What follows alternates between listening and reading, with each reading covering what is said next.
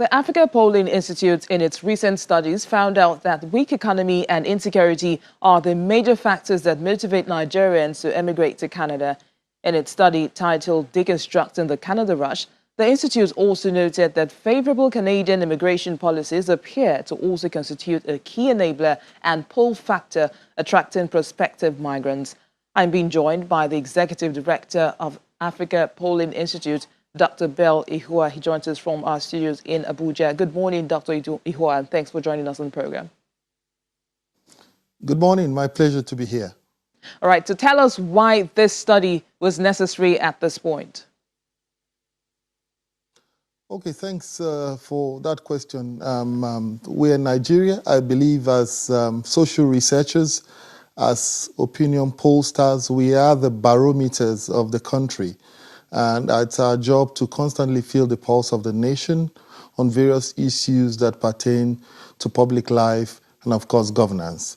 Everywhere you turn, one of the common features we've been seeing, even from anecdotal evidences, are the fact that Nigerians are either processing one scheme or the other to emigrate to Canada, or some have already emigrated.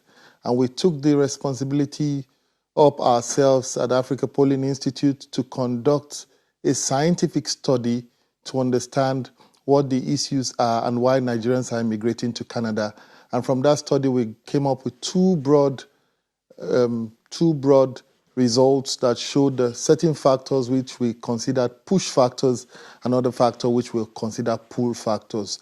If I may start with the push factors, there are at least 5 major factors that Nigerians are looking at to consider this their new decision to move. The first is because of better career prospects and opportunities in Canada.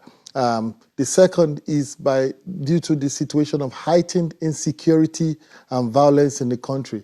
The third, which we observed, is because of a better future for their children. The fourth is those who want to go to Canada to further their education. And the fifth is due to poor governance, due to perceived poor governance that Nigerians are saying. So these are the push factors. On the other hand, we have, just as you said, the favorable Canadian migration policy that's serving as a pull factor to attract people to Canada. From our literature review, there are up to about 15 different schemes which people can use to migrate to Canada. If I may just mention a few of them, you have the permanent residency scheme, you have the temporary residency scheme, you have the international studentship, the Atlantic migration scheme, the rural migration scheme, the northern migration scheme, you have the provincial nominee migration scheme, you have the federal skilled workers migration scheme, which is also known as express entry. You have the self-employed migration scheme, you have the startup visa migration scheme. So there are loads of schemes, and these schemes are point-based. What it means is that if you meet up the point, if you have a degree or you have a business, or you meet the point. But for us, what's most important here is not just these push and pull factors, but that the nature or the trend of this move are that Nigerians who are taking advantage of this opportunity are not poor Nigerians. They are middle-class Nigerians, highly educated, highly skilled, upward mobile, and in most cases, employed Nigerians who are leaving jobs in Nigeria to emigrate to Canada. So why would I want to leave my job in Nigeria to emigrate to Canada? Of course, you just mentioned that we have highly skilled Nigerians who are actually taking up this opportunity in Canada. What exactly is the driving force behind this? Yes, I mean, as I said, two main bulk are, one, we have the weak economy. The truth of the matter is that the Nigerian economy is currently weak and struggling, and this is causing a lot of uncertainty in the system and making people wonder, is my job secure? Am I sure that I'm not going to be laid off tomorrow? And because of that, people are considering to take the first move. The second, of course, is the heightened state of insecurity. I think we've been talking about this for a while now, that the country is currently undergoing some of the worst level of insecurity it has experienced in recent times, and this is one of the reasons driving this factor. If we look at the age demography, we observe that those between the ages of 18 and 35 focused more on wanting to leave the country to further their education and for better career prospects. While those between the ages of 35 to 60, the adult population, are those who are more concerned about the heightened state of insecurity and to give their children a better future. So we see people here who are putting family first, putting children first, asking themselves critical questions like, is the Nigerian educational system primed to be able to handle 21st century challenges? Are they able to handle issues like artificial intelligence, robotics? In 20 years down the line, with the current educational system, will our children be able to stand shoulder to shoulder with children from other parts of the world? So these are some of the implications that Nigerians are really thinking. And of course, it has huge brain drain implication on the country. Exactly. I was just going to ask that. What implications will this have in the country in the long run? I mean, we have all age classes leaving the country. Of course, we have the youth and those who are saying they're doing this for their children. So in years to come, what effect will this have on the country? I mean, we cannot overemphasize the impact it's going to have. It's going to have a major impact on loss of manpower for the country. So we've seen this from two angles. So one, the employed Nigerians, skilled Nigerians who have been trained here, who are leaving the country, and those who leave the country to study in Canada. And we expect that after studying they return, but no, they move on further to seek the holy grail of migration, which is transiting from studentship to permanent residency. So we have this huge bulk. Take, for example, a medical doctor who in a federal university, in a federal teaching hospital, or in the hospital here, earns about 120,000 naira a month. He knows that his colleague that has traveled to Canada earns an equivalent of about 1.5 to 2 million naira a month. And this is a major appeal. So we are seeing that across sectors like the medical sector, ICT, the engineering sector, even the creative industry, people are moving to Canada. And what's most shocking for us is to see that globally, there is a global hunt for talent worldwide. Whether we believe it or not, countries all over the world are looking for bright brains and best brains and looking for ways to attract them so that they can help develop the economy. And the earlier we started thinking about this in Nigeria, the better for us. And so did you present your findings to the government in any way? Yes, I mean, we've been, having huge dissemination sessions. We've been on most of the media platforms, and we've also sent out reports to some of the institutions we believe should be institutions to listen to this. We're also having some more dissemination sessions as the days and the weeks go by in certain public institutions, the Ministry of Foreign Affairs, the Diaspora Commission, and some other public institutions we believe should hear the findings of this report. And what has the response from them been like? Well, our job is to conduct the survey and to put out the results.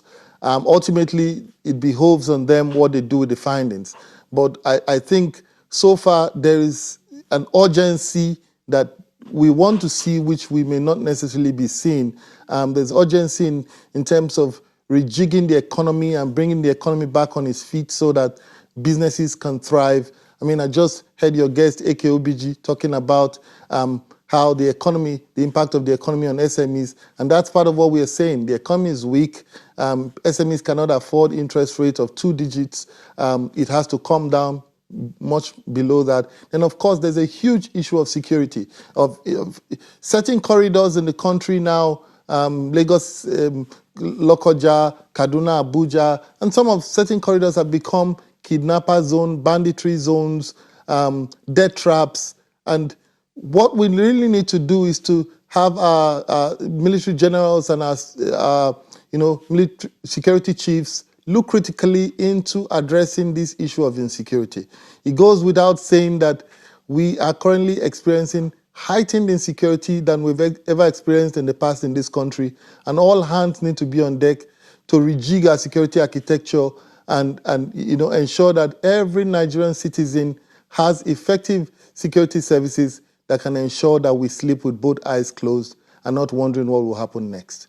Now, in the course of carrying out your survey, did you in any way interact with Nigerians who have successfully migrated to Canada? Do they say that things are actually better on that side than back here at home? Yes, indeed. Very well so. We actually interviewed Nigerians who had already migrated. So the two groups of Nigerians we spoke with, one, those who are here, prospective migrants, and those who have already emigrated and are currently living with their families in Canada.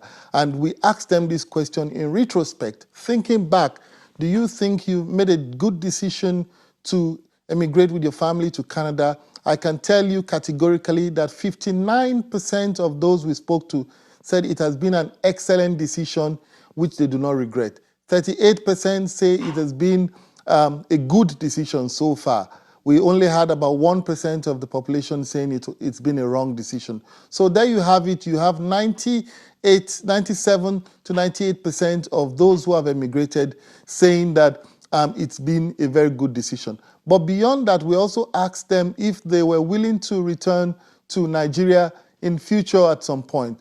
64% of those who have already emigrated said they are not looking to return to Nigeria anytime soon, leaving only 34% who said they will consider returning to Nigeria if there are changes in leadership and if there are changes in the way, the direction the country is currently headed. But interestingly, at least we could note that 81% of that population that are currently in Canada send monies home regularly to family members, to relatives. They send money mainly for family upkeep, for charity, to help people. There are some who are building, have building projects in Nigeria, and of course those who are supporting the education of some family members and friends.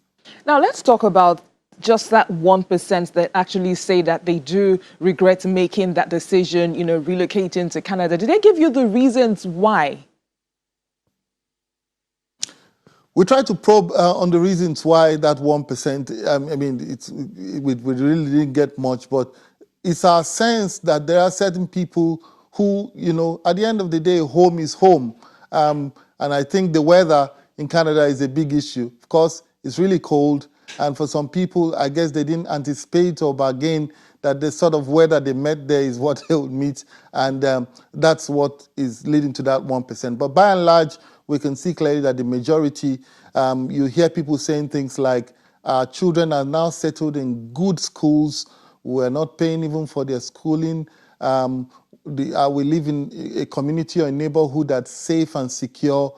We can sleep with both eyes closed. We're not worried about when the light is going to go off. We know that we have light and we can use it anytime we want.